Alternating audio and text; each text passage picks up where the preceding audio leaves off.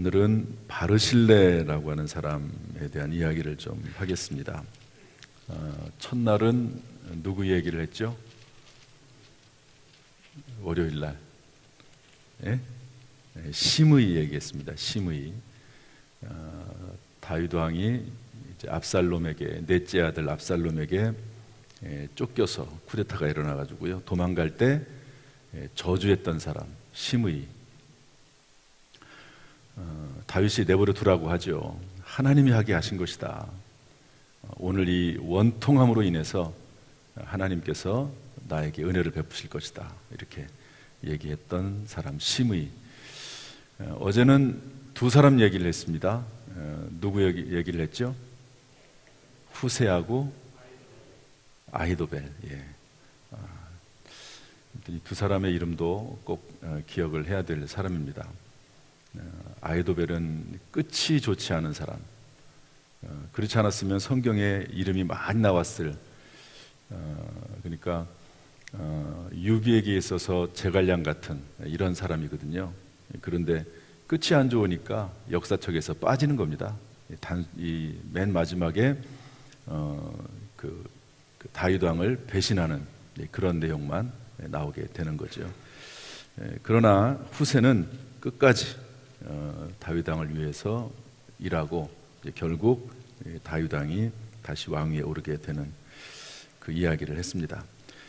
오늘은 바르실레라고 하는 사람인데요. 바르실레. 다윗이 이제 압살롬에게 쫓겨서 도망을 가는데 마하나임이라고 하는 곳에 이르게 됩니다. 한번 따라할까요? 마하나임. 그때 암몬 족속, 유대인이 아닙니다. 또 길르앗 사람 바르실레, 이런 사람들이, 특별히 이제 바르실레라고 하는 사람이 어떻게 하냐면요, 28절 보니까 침상과 대야와 질그릇과 밀과 보리와 밀가루와 볶은 곡식과 콩과 팥과 볶은 녹두와 또 버터, 꿀, 양, 치즈, 이런 것들을 가져다가 다윗에게 주고 또 백성에게도 먹게 합니다. 왜냐하면 급하게 나오다 보니까 음식물을 제대로 가져왔겠습니까? 다 배고프죠. 또 그리고 쉼 없이 달려왔기 때문에 피곤합니다. 그러니까 침상, 글쎄요, 침상이라는 게 지금 같은 침대 이런 건 아니겠죠. 좀 그래도 누워서 쉴 수 있는 그런 어떤 도구를 가져왔겠죠. 먹을 거, 또 침상 이런 것들을, 또 물 이런 것들을 가져와 가지고 다윗과 그와 함께한 백성들, 군인들을 섬겼다, 이런 그런 내용입니다. 이렇게 해서 이제 바르실레라고 하는 사람이 등장을 하게 되는데, 이 바르실레와 심의가 어떻게 될까? 여러분 어떻게 될까요? 왕으로 다시 이제 등극을 하지 않습니까? 다윗이. 그때 우리 읽진 않았지만 19장에 보면은요, 뒷이야기가 나옵니다. 19장 16절에 보면 이제 왕이 다시 돌아오지요. 왕의 귀환입니다. 돌아옵니다. 그때 돌아올 때 바후림에 있는 베냐민 사람 게라의 아들 심의가 급히 달려옵니다. 달려와 가지고 다윗 왕을 맞으러 오지요. 그리고 다윗 왕에게 절합니다. 그러면서 뭐라고 말하냐면 18절 뒷부분에 보면 게라의 아들 심의가 왕 앞에 엎드려 왕께 아뢰되 내 주여 원하건대 내게 죄를 돌리지 마옵소서. 내가 범죄한 줄 압니다. 그래서 내가 제일 먼저 달려와서 주님을 영접합니다. 이렇게 얘기하죠. 심의라는 사람이 어떻게 보면은 똑똑하다고 볼 수도 있고, 또 기회주의자라고도 볼 수 있고, 이제 자기 목숨을 이제 부지하려고 다윗 왕이 오는 순간 제일 먼저 달려오지요. 그러니까 그 옆에 있던 아비새가 군대 장관입니다. 군대 장군입니다. 뭐라고 말하냐면 기름 부으신 자를, 그 당시에는 왕과 제사장과 선지자는 기름 부어 세웠거든요. 그 기름 부어 세운 사람은 하나님이 심판하십니다. 그런데 기름 부으신 자를 저주하였으니 죽어야 마땅하지 않겠습니까? 내가 당장 죽여버리겠습니다. 그랬더니 다윗이 뭐라고 말하냐면, 오늘은 이스라엘의 왕이 다시 된 날이다. 어찌 그 사람을 죽이겠느냐. 그러면서 살려주지요. 그리고 계속 살려줍니다. 그럼 이것으로 시므이가 끝이 났느냐? 그게 아니고 이제 열왕기 상으로 넘어가서 다윗이 이제 드디어 다윗도 죽을 때가 오잖아요. 다윗이 죽을 때가 옵니다. 유언을 하지 않겠어요? 유언을 하는 그 마지막 순간에 시므이 얘기를 꺼냅니다. 왜 그랬을까요? 그만큼 마음에 맺힌 거예요. 사람이 좋을 때, 잘 나갈 때 조금 이렇게 잘못해도 그런 것들은 별 상관하지 않습니다. 그런데 지금 다윗이 아주 엄청나게 어려운 상황, 왕위에서 내려와 가지고 더구나 아들이 쿠데타를 일으켜 가지고 도망가는 상황인데, 그때 저주하고 돌멩이를 던지고, 이런 사람을 다윗이 용서는 했지만, 왕이 되는 그날에 용서했지만 마음속에 계속 남아있는 거예요. 마음속에. 그래가지고 이제 죽을 때 유언을 하면서 시므이 얘기를 꺼냅니다. 솔로몬에게 이야기하죠. 솔로몬에게. 이게 열왕기상 2장에 나오는 말인데요.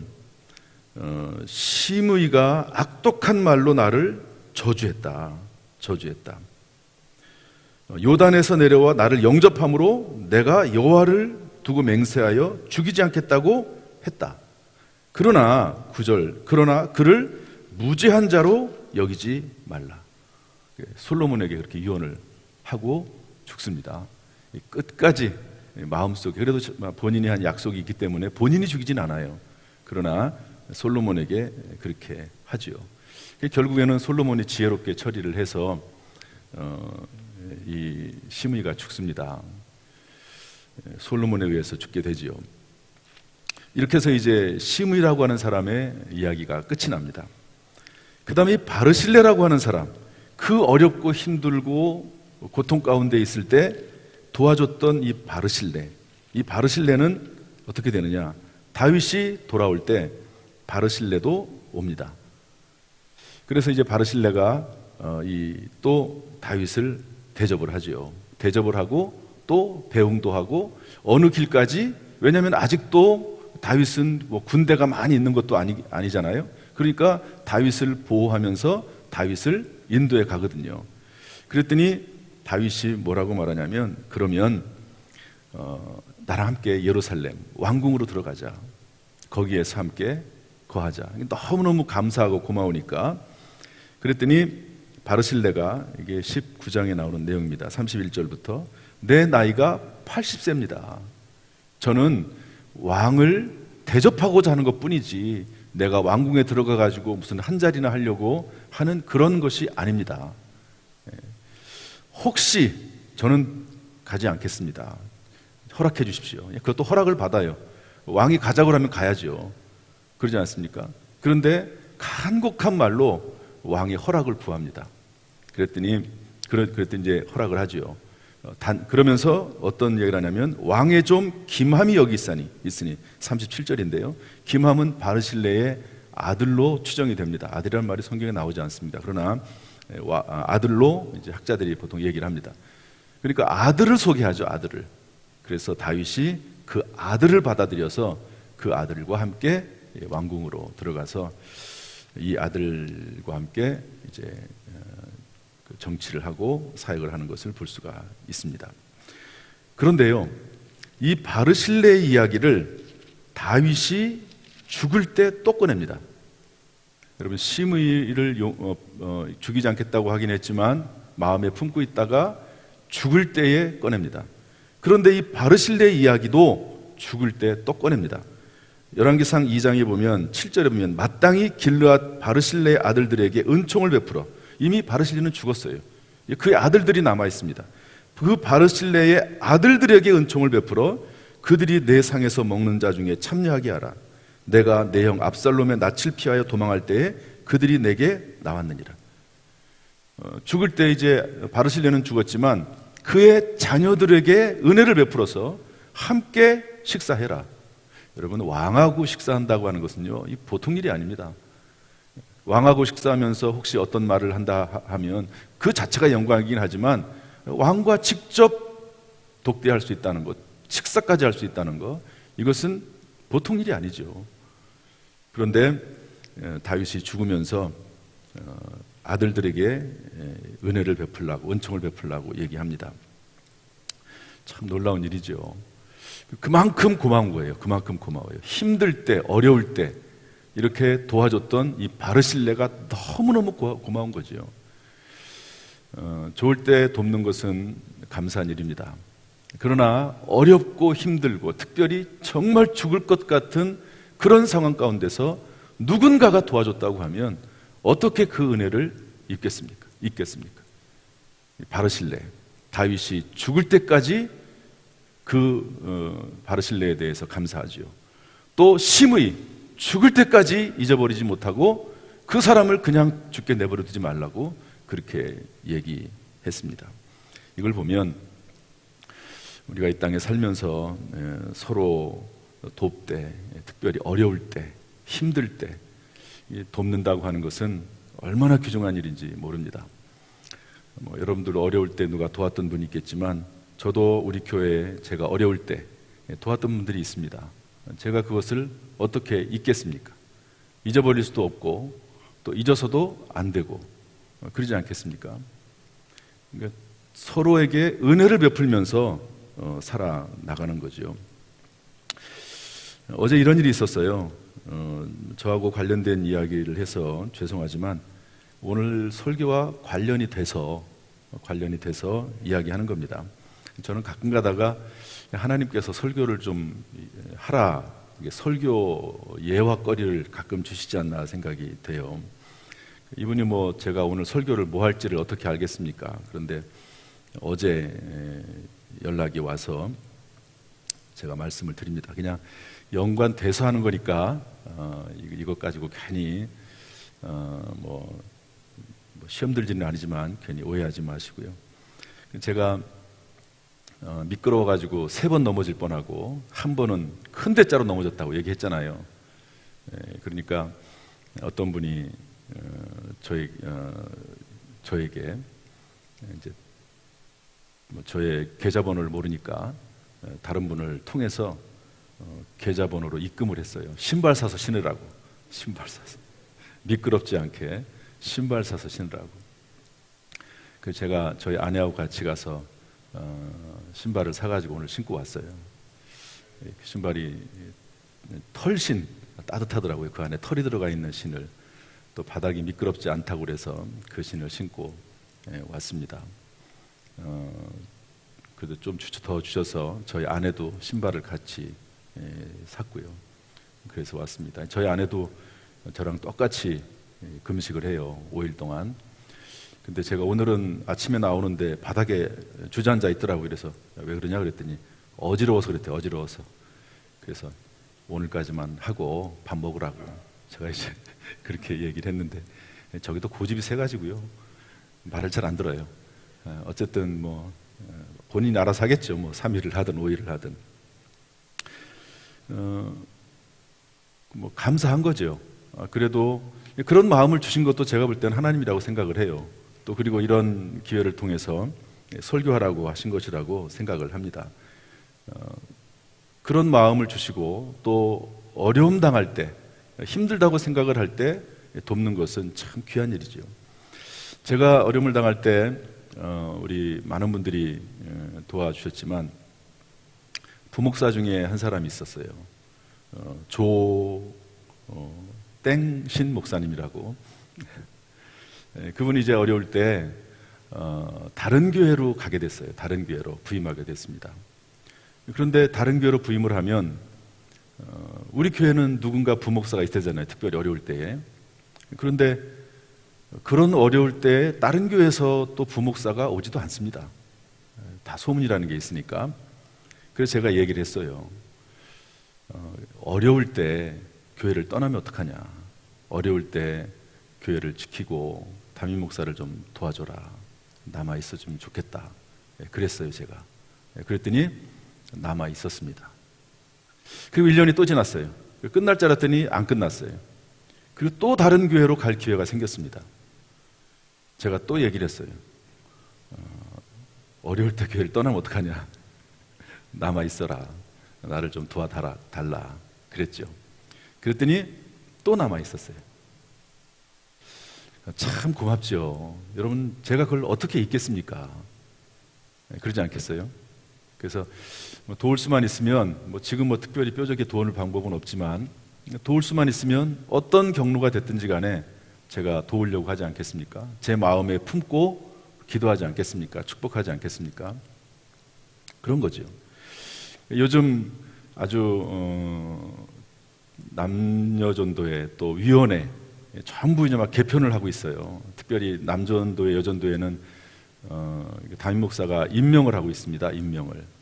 그러니까 처음에는 제가 한 게 아니고 이렇게 교육자들이 얘기를 해서 본인들이 스스로 또 총남전도 회장님하고 총여전도 회장님하고 얘기를 해서 전화를 했어요. 회장을 좀 맡아달라고. 그랬더니 반절 정도가 이제 못하겠다고 얘기를 했습니다. 그래서 저한테 또 가져왔죠. 그래서 제가 그냥 임의로 임명을 했습니다. 그랬더니 그리고 이제 회장님만, 그 임원들은 거기까지 다 연락하지 못하고요. 그랬더니 회장님들이 거의 대부분 다 정말 특별한 경우가 아닌 한 다 순종해서 따르겠다고 그렇게 얘기를 했는데, 저한테는 참 감사한 일이죠. 이것도 어제 있었던 일인데요. 참고로 좀 들으시면 좋을 것 같아요. 어떤 분이 전화를 했습니다. 저희 아내에게. 이분이 이제 제가 뭘 좀 해달라고 이제 임직에 대한 이야기를 했는데 이분이 거절을 했거든요. 이거는 이제 남녀전도회는 아니고요. 다른 겁니다. 거절을 했습니다.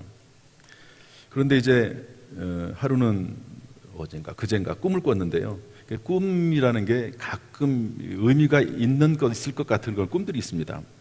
꿈을 꿨는데요. 교회에서 큰 행사를 했어요. 행사를 하니까 사람들이 막 앞에 쭉 서 있겠죠. 그런데 이제 제가 이제 행사장에 딱 등장을 했어요. 그러더니 그분을 보고 제가 그분을 꿈 얘기입니다.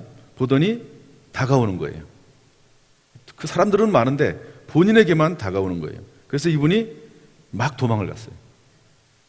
그런데 제가 또 계속 쫓아오는 거예요. 그래서 화장실에 숨어야 되겠다. 여자 화장실에 숨으면 못 쫓아오잖아요. 그래서 화장실에 숨으려고 찾았는데 화장실이 없어요. 아무리 찾아도 화장실이 없어요. 계속 도망가는데 저는, 목사님은 또 쫓아오고, 그러다가 수렁 같은 데로 미끄러져 가지고 내려갔어요. 쭉 내려갔는데 내려가니까 마침 청소하는 분들이 계셔서 물어봤답니다. 화장실이 어딨냐고. 화장실이 어딨냐고. 다행히 화장실이 있어가지고 숨었답니다. 그랬더니 제가 또 쫓아오더래요. 계속 쫓아오더래요. 그래서 발자국 소리가 뚜벅뚜벅 들리는데 꿈이 깼습니다. 그래가지고 저희 아내한테 전화를 한 거예요. 목사님이 이거 하라고 했는데 안 해가지고 하나님께서 알려주신 이렇게 꿈을 통해서라도 말씀하신 거 아니냐, 그렇게 생각이 됐다고. 그래가지고 목사님 말씀하신 대로 하겠다고 그렇게 전화를 했습니다. 하나님께서, 저도 이 얘기는 물론 그분에 대한 이야기이기도 하지만 이분의 이야기를 통해서 성도들에게 하시는 말씀이 아닌가, 저는 그렇게 생각을 하는 거죠. 내년은 어려운 때입니다. 그렇지만 위기가 기회가 될 수도 있고 축복이 될 수 있습니다. 그러기 위해서는 함께 일을 해나가야 되지 않겠어요? 무언가 뜻을 모으고 마음을 모아서 누군가는 희생하고 누군가는 헌신하고 누군가는 수고해야지 되는 겁니다. 이때 뜻을 모으고 마음을 모아서 함께 할 수 있다고 하는 것은 정말 복된 일이라고 저는 생각을 해요. 지금은 좀 이해가 안 될 수도 있고 힘든데 내가 이걸 해야 되나 이런 생각이 있을 수도 있지만, 중요한 때에 제가 얼마나 중요하게 생각을 하면, 제가 우리 교회 온 지 12년 동안 5일 동안 금식한 적이 한 번도 없습니다. 제가 전에 있던 교회에서도 5일 동안 금식한 적이 한 번도 없습니다. 3일이야 뭐 몇 번 했지만 그만큼 중요한 때라고 생각해서 그렇게 하는 거거든요. 그런데 그 마음에 서로 뜻을 모아서 함께 할 수 있다고 하는 것은 하나님께서 보시기에 참 귀중한 일이 아닌가, 하나님이 기쁘게 생각하지 않으시겠어요? 저는 그렇게 봅니다. 여기 바르실레라고 하는 사람, 그 어려울 때 도와줬더니 다윗 왕이 아들에게 은혜를 베풀고 죽는 순간에 그 남아있는 그 아들들, 자손들에게까지 은총을 베풀라고 하는 것을 보는데요. 이것이 하나님의 마음입니다. 주님을 위해서 때때로 힘들고 어렵지만 주님을 위해서 희생하고 헌신하고 수고하면 하나님께서 잊지 아니하시고 반드시 그 자손들에게까지 갚아주실 줄로 믿습니다. 이런 은혜가 우리 모든 성도들에게 충만하기를 주님의 이름으로 축원합니다. 기도하겠습니다. 은혜와 사랑이 풍성하신 아버지 하나님, 주께서 우리를 구원하시고 또 믿음으로 살게 하시니 감사합니다. 특별히 내년을 준비하면서 또 이번 주일을 준비하면서 하나님 앞에 금식하며 기도하오니 은혜 베풀어 주시고 기도를 심습니다. 금식을 심습니다. 30배, 60배, 100배 거룩하고 복된 열매가 우리 모든 성도들에게 충만히 임하도록 은혜 위에 은혜를 더하여 주옵소서. 예수님의 이름으로 축복하며 기도하옵나이다. 아멘. 이제는 우리 주 예수 그리스도의 은혜와 아버지 하나님의 무한하신 사랑과 성령님의 교통하심이 이 시간 주 앞에 나와 또 실시간을 통해서라도 예배드리고 주의 은혜를 사모하는 모든 성도들에게 지금부터 영원토록 순간순간마다 함께 하시기를 간절히 축원하옵나이다. 아멘.